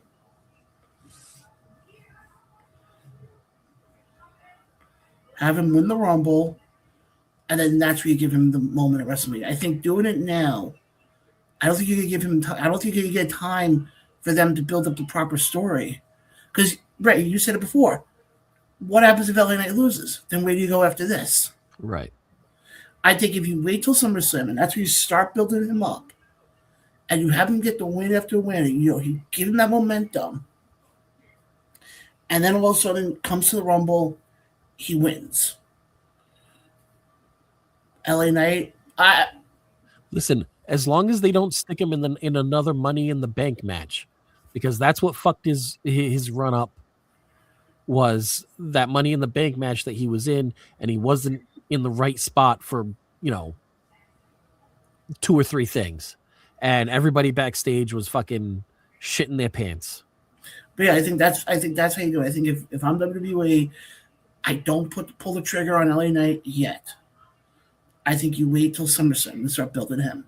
Because then at least you're giving him what? You're giving him August, September, October, November, December. You give him 5 months. You get the fans behind him. That's the other thing also. Can you legitimately in less than 2 months get the fans behind LA Knight to go up against Drew, where there's a huge possibility he's probably going to lose? Which is why I say Randy. I'm going to agree with you. What if we throw a wild card and we just put Fatu in there? Because we have seen him being buttered up by Nick Aldis. Nick Aldis say, I will give you Drew McIntyre this past Friday night at SmackDown. I'm going to give you Drew. I'm going to give you Drew. What if he just goes into Elimination Chamber and kind of messes things up? So what do you? He goes in there, jumps Cody, kind of like messes his chances to get Drew McIntyre. Honestly, give Cody the Trinity treatment. That or what I would like to see is Cody and Orton start the story there. I think if you go that route, and it's let's say all of a sudden Cody gets taken out and Fatu replaces him, then my pick changes. I go Fatu because we've seen Fatu hold a belt before. Obviously, we all know he was the longest reigning MLW champion, so he knows what it takes to be at the top. And I think if you take Cody out, I think you take him off TV then entirely. Don't have him at Mania, nothing. Then Backlash, Clash in Italy. Clash at the no, it's Clash in Italy. And when that happens, then we get Cody coming back, but he comes back as a heel. Do we necessarily have to put Cody in a championship match? No. I've said this for a while now. Cody holding the title, I'm not a fan of.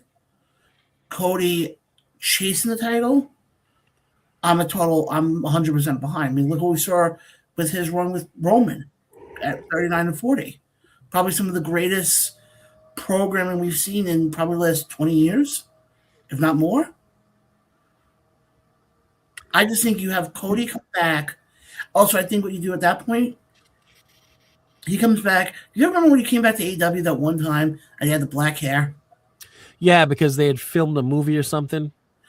You have him come back, have him get rid of the blonde, have him get rid of the blonde hair, black hair, come back and be a heel. It's got to be with the right dance partner. Oh, I think you could easily, if you get him as a heel, I mean, it could be. He comes back as a heel at SummerSlam. By that time, the crowd has probably turned Fatu into a face. You can pick that feud right back up. Yeah, Fatu and Rhodes going into Survivor Series wouldn't be terrible. From what you've seen on SmackDown, do you think Fatu will be in the championship match at WrestleMania? Yes. I think somehow, some way, and I hate to say, I think somehow, some way, your match at Mania is going to be Drew, Cody, and Fatu. I hate to say it. And not because of Fatu. I think Fatu is a fantastic wrestler. It's because it's Cody. And we've been down this road. And Jay, I think you and I spoke about this a couple weeks ago. If they're trying to get the same reaction of Cody finishing the story again, because he's in the main event. We saw you finish the story, bro. We saw you finish the story. Once you finish the story, you can't finish the story again. But I think in their eyes, they look at it as, well, we got that once. We can get that a second time. I'm like, no, you can't. What you had with him going to WrestleMania 40. Will you guys both agree with me on the fact that was probably some of the greatest programming we've ever seen in WWE? I mean, it was definitely some of the best promos. I thought that they had matches for the sake of matches in between that. Tag matches, this match. Feuds for your, and I've said this for so long, feuds for your heavyweight title are to put asses in seats. They shouldn't be touching each other unless it's a pay-per-view or a Saturday night's main event. Like, it's got to be something special. You can't have them fucking putting hands on each other fucking every week on TV. That it loses its luster. I think it's be very That's why that is why in the 80s Ric Flair was so good at what he did. He didn't compete on TV every week, but he was damn sure there and was cutting promos so that you remembered that he's the fucking world heavyweight champion. He's the flagship of the company, and he's not gonna go and fight and wrestle some nickel and dime or some ham and egger that, you know, every week on TV. And don't we have one more match, by the way? What? Don't we have one more match? Yeah, one more match. It's the it's CM Punk versus Finn Balor. And listen, it's not going to happen, but I really want Finn to win. Not because I'm tired of Punk, but because he fucking deserves it, man. Finn deserves it. Give the man what he deserves. You have AJ Lee win in Chicago, and you have CM Punk lose in Chicago. Yeah. As much as I hate to say it, unfortunately, I think Punk's going to win. Yeah, Punk is going to win. Because WWE's not going to want to have, especially in Chicago, one of the tougher crowds, to say the least. They don't give a shit about that anymore. Why not? Roman's not on TV. I haven't seen Roman before Valentine's. Well, you don't need to see Roman. The only time you need to see the next time you need to see Roman is at WrestleMania, or Street Fighter the movie, because that where there's Zebros, that animated movie there. Oh, Zootopia. Was it Zootopia too? Yeah, Zootopia too. Yeah. Okay. Zebra. But we already Roman won the Royal Rumble. We know Roman chose Punk. So the next time we don't need to see. We know the history between Punk and Roman. We don't need to see Roman until WrestleMania. I think it's going to be very interesting to see what this weekend holds. Now, let me ask you guys this now. What closes out the show on Saturday? Ray, I'll throw it to you first. Sorry. Punk Balor closes out the show, because then you can have the person that won the Elimination Chamber just standing there looking.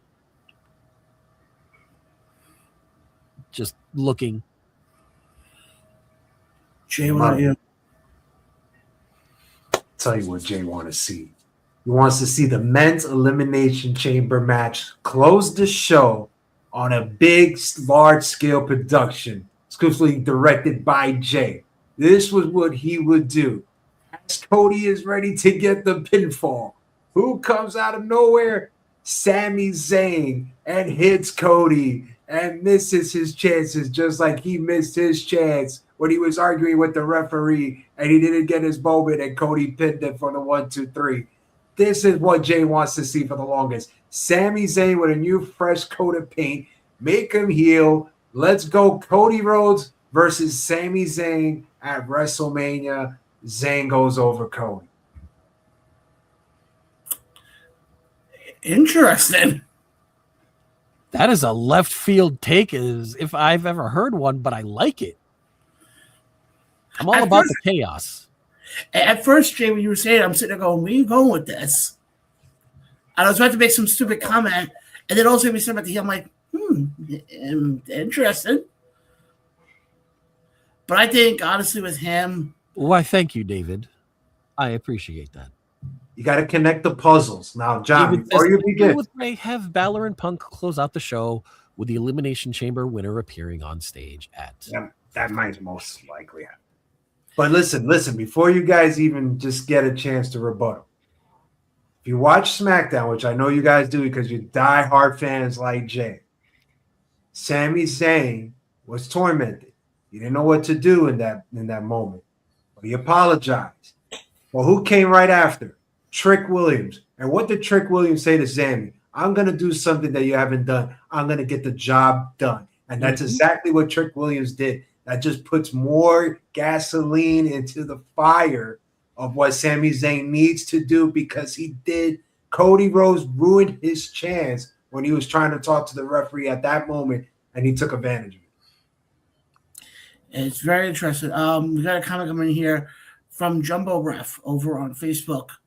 He says, hey, Jumbo Ref, glad you can check out the show tonight. I like the idea of having, the Elimination Chamber winner come out and kind of not announce it, but kind of obviously, we all know it's going to end up being. But I would almost go a step. Well, no, wait a second. Hold on. I just thought of something. The Elimination Chamber winner, okay? Goes up against Drew. Yeah. Why would they have to come up on stage to go against Punk? We know Punk's going up against Roman. Oh, yeah. I just thought of that. Yeah, good pickup. Neither one of us thought of that before. I just thought of that. I'm like, I'm just sitting here trying to figure this out in my head. I'm like, wait a second. Punk's going up against Roman. Drew would get the winner of the Elimination Chamber. Well, Drew's not competing at Elimination Chamber. Maybe he's out there doing commentary. Well, I had another idea of how to close out the show. And I think it's a very interesting way to close out the show. Punk wins. Next thing we see is Punk and AJ Lee embrace each other in the ring.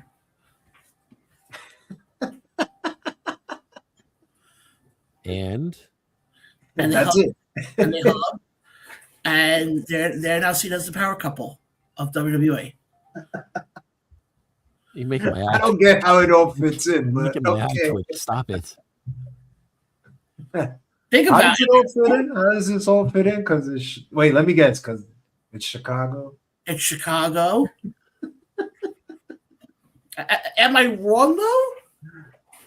I just didn't know what you mean. You can't. Here's the thing. It's funny though. Hold on. Are you laughing because it's that crazy, or are you laughing because it's that crazy? You think it's going to happen? I'm laughing because I can't believe I heard it. Absolutely crazy. The only way that can work. It does happen. Hold on. Right. Hold on. I will then call you guys out in the group chat. The only way that works is if you turn Punk and AJ heel, because the power couple moniker only works and only describes heel couples because they flaunt their power, which flaunting power is not a very face thing to do. Faces are gracious. Faces are friendly. Okay, so guys, Elimination Chamber is not even sold out.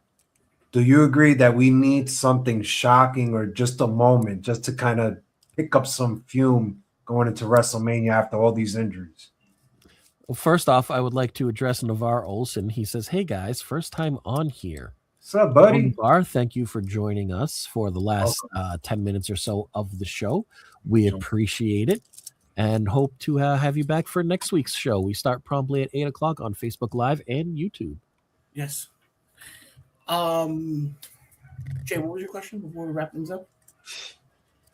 Do you think we need a moment, like a shocking or a moment to happen in the Elimination Chamber for the fact that they're not sold out? They struggle with tickets, just like they're struggling with WrestleMania. And John, you and I talked about it for weeks and weeks. Tourism's down 18% in Vegas. My gosh, it's down all over. Do you think they need a moment to just kind of put some fume into that undisputed World Heavyweight Championship and make it interesting or exciting or something? Some sizzle. I'm honestly, I don't know. I'm very curious to see how Saturday plays out. Hold on one second, John. Jay, that's why for that Matt, for the EC, For the Elimination Chamber, you have Punk and Finn close out the show. You have Drew out there doing commentary, and the show ends when Drew gets attacked out of the crowd from the winner of the Elimination Chamber. That creates your moment. It's a masked man. Anyway, just feel like we need something bigger than that. And let's put a pin in that. We can that can be our topic for next week. Because I'm actually thinking of an idea. And I haven't done one of these in a while. oh Lord. I'm actually thinking here. We have to, the three of us, before next Tuesday, have to come up with our own WrestleMania card. This is homework. So you're giving us homework is what you're saying. Okay, so let me ask you this, because WrestleMania is a long, long show. How many matches do we get to put on the card? What's the limit? I'll figure that out. I'll figure that out afterwards. Okay, I'll figure out all the details after we get off air. Say that again. I will figure out all those details when we get off air. Okay. Right. I'm down to put a card next week. I already got it in my head. Now, are we following the card that is already out there? No. Okay. No. I'll put it this way. What WrestleMania 42, if it's booked by myself, if it's booked by you, or it's booked by Jay, it's how we would book it to get the most asses in seats. Okay. Here's the other thing also. None of us can know the other person's card beforehand. I want it to be as genuine as we can make this. Okay. And like I said, I'll have all the details in our chat later on tonight. But guys, I appreciate everybody who watched the show. It meant a lot. Before we wrap things up, Ray, I'll throw it to you quickly. Any final thoughts? My final thoughts are I hope everybody tunes in for SmackDown and the Elimination Chamber this weekend so that we can have a active show. This is one of our most active shows that we've had in a while, and I appreciate it. And with that, all I have to say is, to quote Pissed Off Bartender, keep the motherfucking boots out of your motherfucking mouth. And remember, the golden rule will always be, yeehaw, fuck the law. Jay, what about you?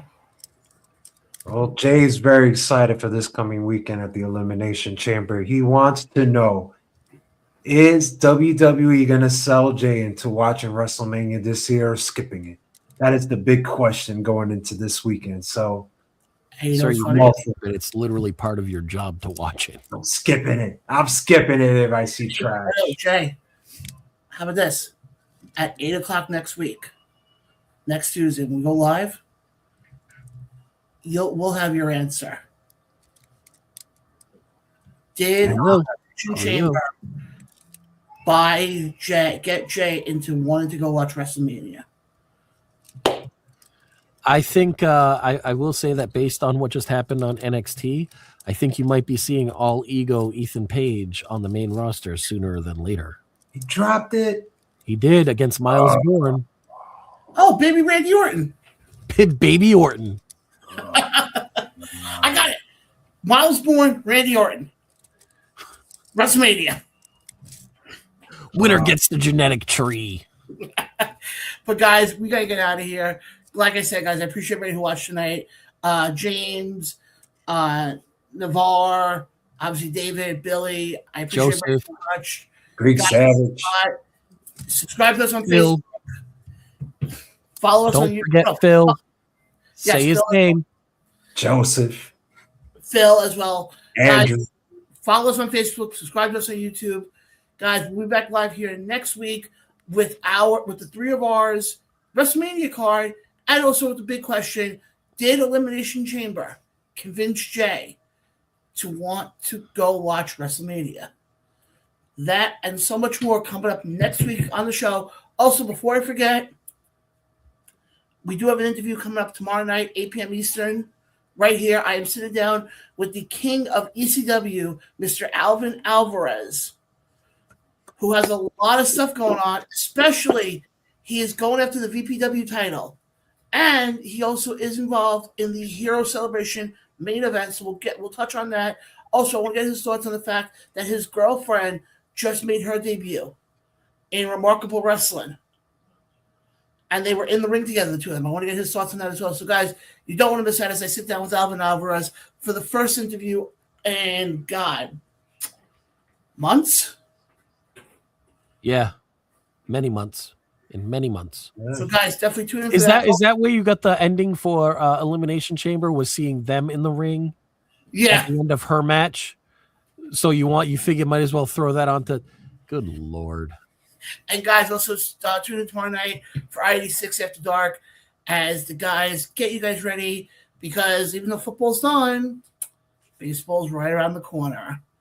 Mm-hmm. But guys, for everybody here, for Ray, for Jay, for everybody behind the scenes, everybody who watched, thank you guys for watching us. Appreciate it very much. We'll catch you guys next week. Same time, same channel.